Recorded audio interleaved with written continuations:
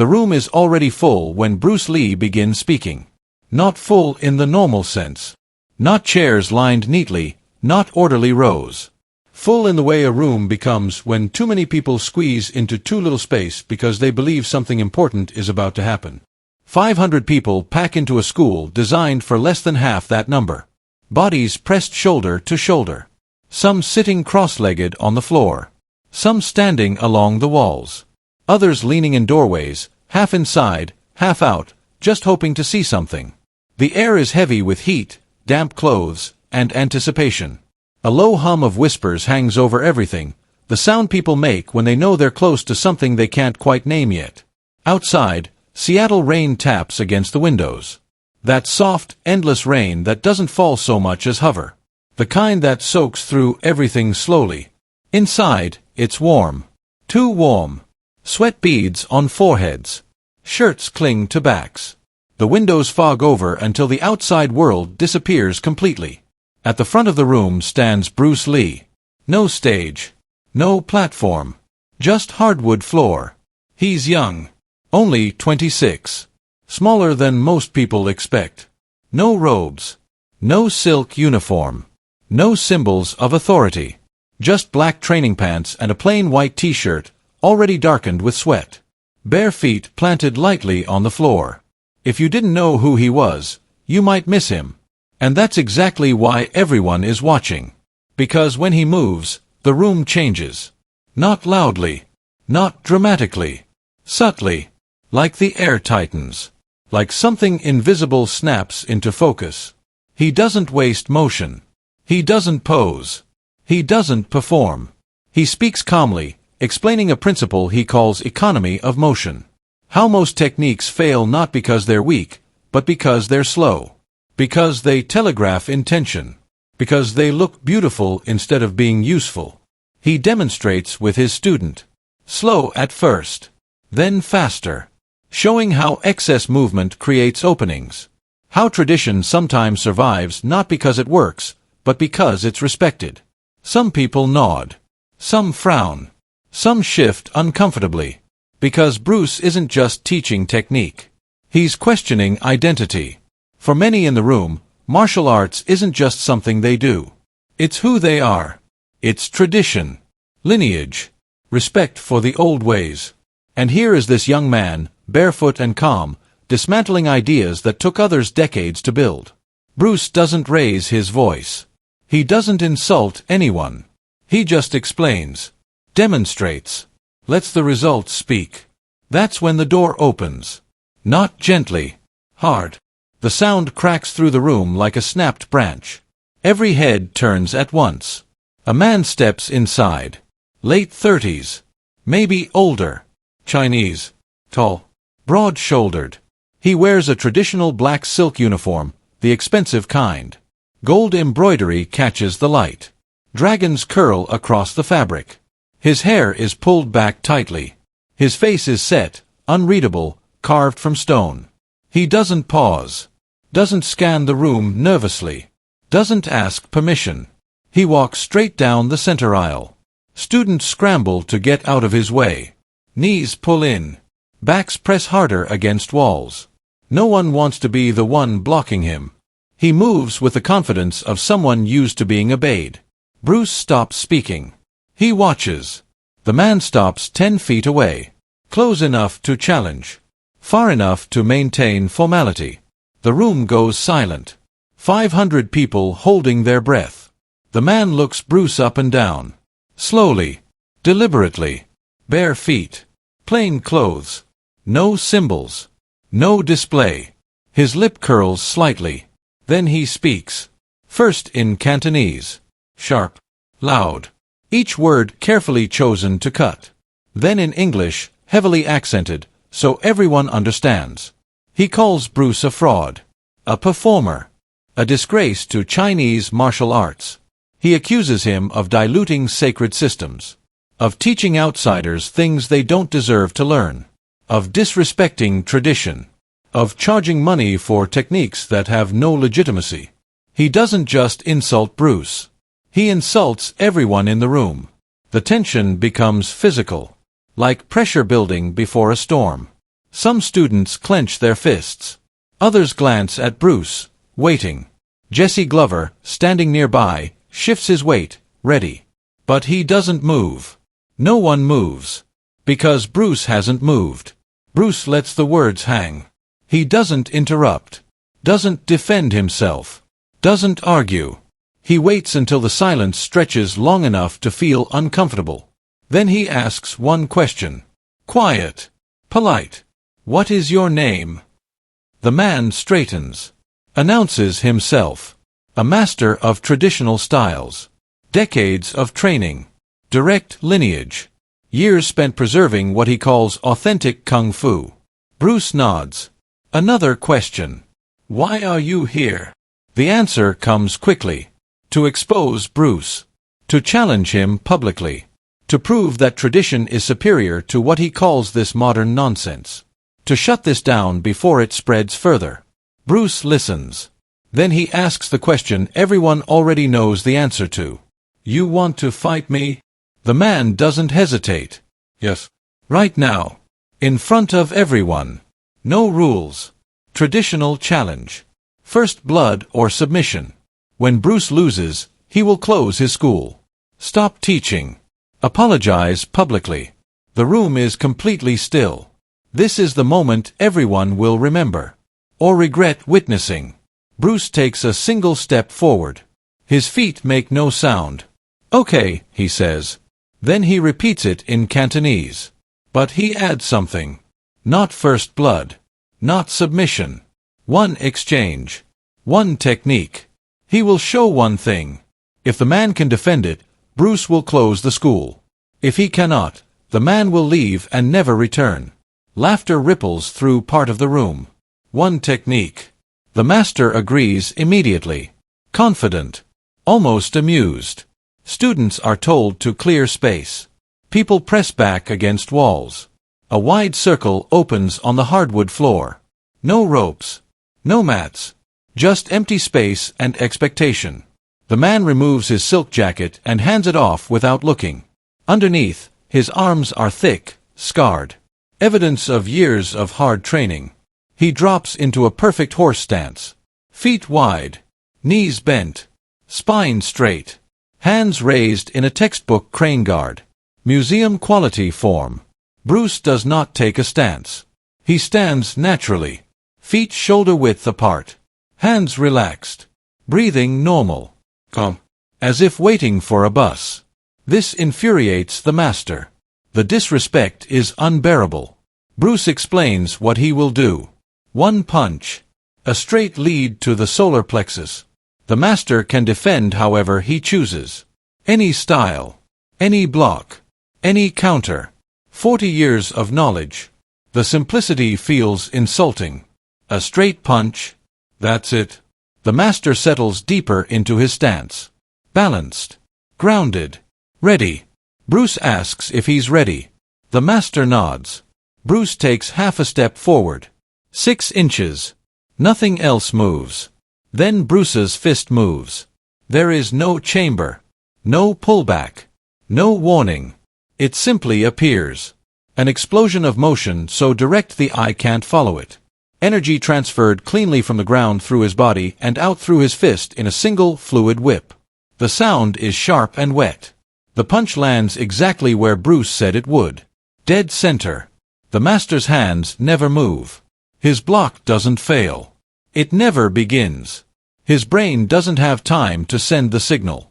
The air leaves his lungs all at once. His eyes widen. His mouth opens, but no sound comes out. His stance collapses. Knees buckle.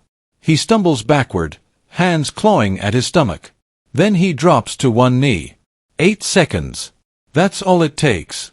8 seconds to shut down 40 years of certainty. 8 seconds to demonstrate everything Bruce has been teaching.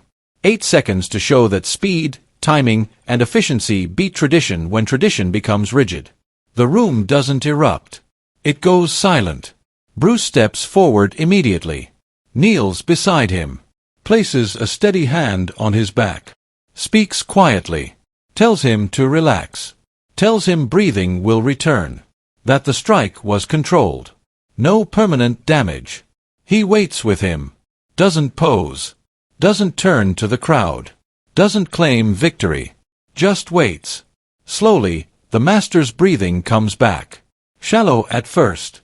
Then deeper. Color returns to his face. He remains kneeling, head down, shaking. Not from pain, but from shock. Bruce helps him stand. Then Bruce bows. A full, formal bow. Deep. Respectful. The master looks up, confused. Bruce speaks calmly. Explains that the man's form was perfect. That his training is real. That tradition has value. But form is not fighting. Fighting is what works when someone is actually trying to hurt you. Bruce invites him to stay. To watch. To learn. To ask questions. Or to leave. The choice is his. The master hesitates. 500 people watching. His jacket still crumpled on the floor. His reputation fractured. Pride screaming at him to walk away. Instead, he picks up the jacket. Walks to the back. Sits down. And stays. For the next 2 hours, he watches silently. No challenges. No comments. Just observation. Something inside him shifting. Weeks later, he returns. Quietly. He trains. And years later, he teaches. The story spreads. Gets retold. Grows larger with time. But the core remains. Not the punch. The restraint. Not the dominance. The humility. Because anyone can win a fight. But it takes real mastery to help someone up after you've proven them wrong. And that lesson, more than any technique, is why people still talk about that rainy day in Seattle. Because strength is loud. But mastery is calm. The silence after the seminar lingers long after the room begins to empty. People don't rush out. They move slowly, quietly, like they've just witnessed something fragile and don't want to disturb it. Conversations happen in whispers. Eyes avoid meeting Bruce's too directly, not out of fear, but out of something closer to reverence. They didn't just see a demonstration of skill. They saw a demonstration of control, of restraint, of something rare. Outside, the rain is still falling. Inside, something has shifted. Bruce finishes packing up with no ceremony. No crowd around him. No victory speech. He wipes his hands on a towel, nods to a few students, answers a couple of quiet questions. To him, it's over. The lesson was delivered. The rest is unnecessary. But for everyone else, it's just beginning. Stories don't spread because they're loud. They spread because they resonate. Because they touch something already alive inside the listener. This one moves through Seattle first. From gym to gym. From dojo to dojo. Told late at night after training sessions end. Told with hushed voices and widened eyes. An arrogant master. A public challenge. 8 seconds. But always, always, the ending matters more than the strike. He bowed, people say. He helped him breathe. He didn't humiliate him. That detail sticks. Because humiliation is easy to understand. Mercy is not. Years later, people will argue about the details. About whether there were really 500 people. About whether the punch landed exactly as described. About whether the challenger existed at all. Facts blur. Memory reshapes itself. But no one argues about the feeling. Because everyone has lived some version of that room. Everyone knows what it's like to be underestimated. To be dismissed because you don't look the part. Because you don't follow the script. Because you don't wear the uniform people expect. Everyone knows the temptation to prove themselves loudly. And everyone, deep down, knows how rare it is to win quietly. Bruce Lee understood something that had nothing to do with martial arts. He understood ego. He understood that most conflicts are not about skill. They're about identity. About pride. About fear disguised as authority. He understood that people cling to tradition not because it's effective, but because it's familiar. Because it gives them a sense of certainty in a world that constantly threatens to take it away.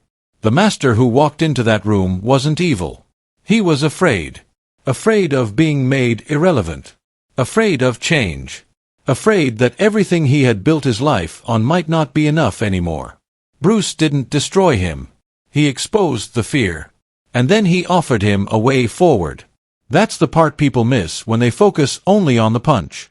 The punch proved Bruce was right. The bow proved he was wise.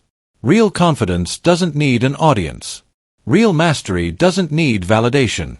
And real strength doesn't rush to crush what it can elevate instead. That's why Bruce never told the story himself. He didn't need to. He wasn't building a legend. He was building students. Building thinkers. Building people capable of questioning their own assumptions without collapsing under the weight of it. In a world obsessed with winning arguments, Bruce demonstrated the power of ending them. In a culture addicted to dominance, he showed restraint. And in an era that confused tradition with truth, he made one thing painfully clear. What matters is not how something looks. It's whether it works. Not just in a fight, but in life. Because every day, we face our own versions of that challenge. Different rooms. Different audiences. Different stakes. A meeting where someone questions our competence. A moment where someone dismisses our experience. A situation where we're tempted to prove ourselves by tearing someone else down. The easy path is humiliation. The harder path is mastery. Bruce chose the harder path. And that's why, decades later, people are still listening. Not because of how fast his fist moved, but because of what he did after it stopped. Because strength fades. Technique evolves. Traditions change. But humility endures. And that rainy day in Seattle wasn't remembered because someone lost. It was remembered because someone learned. And because someone else chose to teach instead of destroy. That's the difference between winning a moment and changing a life. Years later, when people try to explain why Bruce Lee became more than a fighter, more than a movie star, more than a name, they struggle to put it into clean sentences. They talk about speed. They talk about philosophy. They talk about innovation. But none of those fully explain it. Because what people truly sensed about Bruce was not power. It was clarity. He was clear about who he was. Clear about what mattered. Clear about what didn't. That clarity made him dangerous to rigid systems. And it made him magnetic to people who felt trapped inside them. The world is full of Master Chens. They exist in offices and classrooms, gyms and families, institutions and traditions. People who mistake seniority for superiority. People who confuse credentials with competence. People who protect their identity so fiercely that they stop growing altogether. And the world is also full of people sitting quietly on the floor, watching, hoping. Hoping that skill can beat noise. Hoping that truth can beat status. Hoping that restraint can beat ego. That's who this story is really for. Not for the loud. For the patient. Not for the arrogant. For the prepared. Bruce Lee didn't win that day because he was angry. He won because he wasn't. Anger tightens the body. Ego slows the mind. Pride telegraphs intent. Bruce was empty. And in that emptiness, he was fast. When his fist moved, it wasn't fueled by the need to prove anything. It was simply the natural outcome of understanding. Of practice refined until nothing unnecessary remained. That's what people misunderstand about mastery. Mastery isn't about adding more. It's about removing everything that doesn't belong. Removing hesitation. Removing excess motion. Removing the need to impress. What remains is effectiveness. That's why the punch felt inevitable. Not flashy. Not dramatic. Just unavoidable. And that's why the moment after mattered more than the impact itself. Because anyone can break something. Very few can break it and then rebuild it stronger. Bruce didn't just expose a weakness in a man's defense. He exposed a weakness in a way of thinking. And instead of exploiting it, he healed it. That takes confidence most people never develop. Confidence so complete that it doesn't need to dominate. Confidence so grounded that it can afford to be generous. That's why the master stayed. Not because he was forced. Because he recognized truth when it stood calmly in front of him and offered no threat. That recognition is rare. It requires humility powerful enough to survive the death of an old self. Most people would rather protect an illusion than face that moment. But that day, one man chose differently. And that choice changed the trajectory of his life. Bruce Lee never chased moments like that. They followed him. Because when you live aligned with what works, reality eventually arranges the proof for you. The rain outside that Seattle building didn't stop. Time didn't pause. People went back to their lives. But something stayed with them. A quiet understanding that power doesn't always look like power. Sometimes it looks like calm. Sometimes it looks like patience.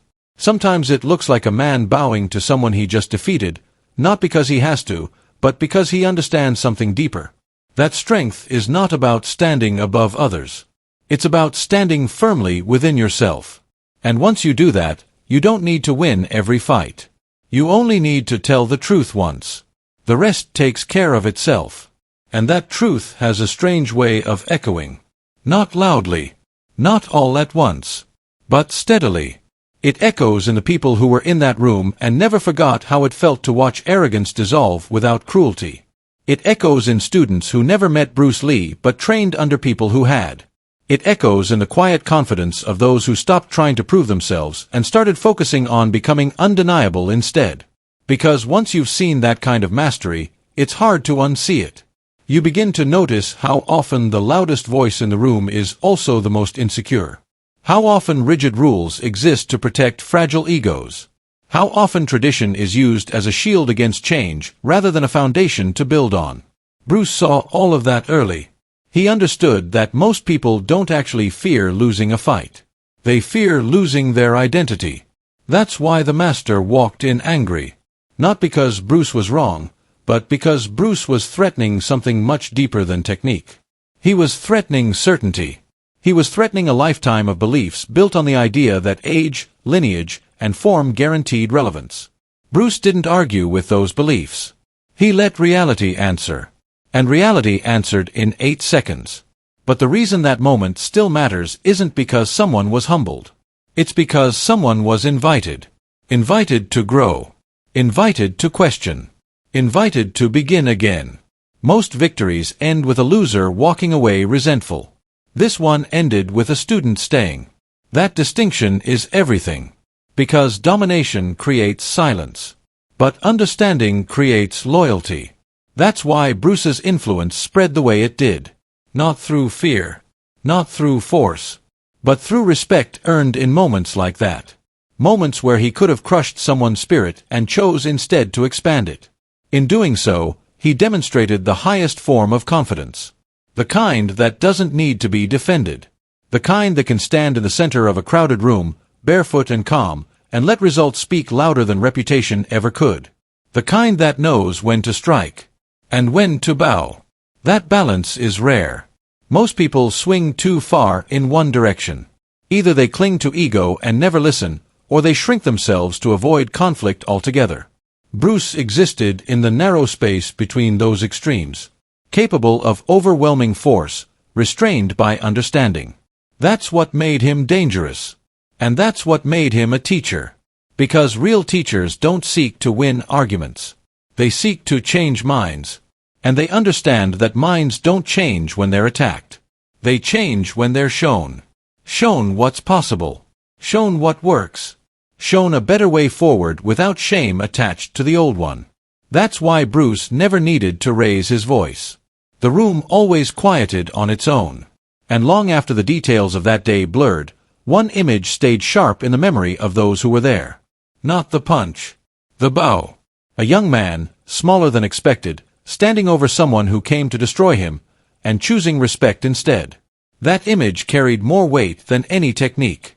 Because it answered a question people rarely ask out loud, but always feel. What does real strength look like? That day, in a crowded room in Seattle, it looked like this. Knowing you're right. Proving it without cruelty. And helping someone up after the truth knocks them down. That's why the story survived. That's why it keeps being told. And that's why, even now, it still lands. Because deep down, everyone wants to believe that mastery isn't about being louder, harsher, or more aggressive. They want to believe it's about being clear. Clear enough to act decisively. Clear enough to stop when it's enough. Clear enough to teach instead of humiliate. Bruce Lee gave them that belief. Not with philosophy alone, but with 8 seconds of action, and a lifetime of restraint that followed. And that is where the story truly ends. Not with applause. Not with victory. Not with a fallen opponent on the floor. It ends with a question that lingers long after the room is empty. What do you do after you've proven you're right? Most people never get there. They spend their lives chasing the moment of validation, imagining how good it will feel to finally silence the doubters. They rehearse arguments. They fantasize about dominance. They picture the look on someone's face when they're exposed. But even when that moment comes, it passes quickly. What remains is who you choose to be next. Bruce Lee understood that winning a confrontation is easy compared to what comes after. Easy compared to resisting the urge to gloat. Easy compared to keeping your ego out of the moment.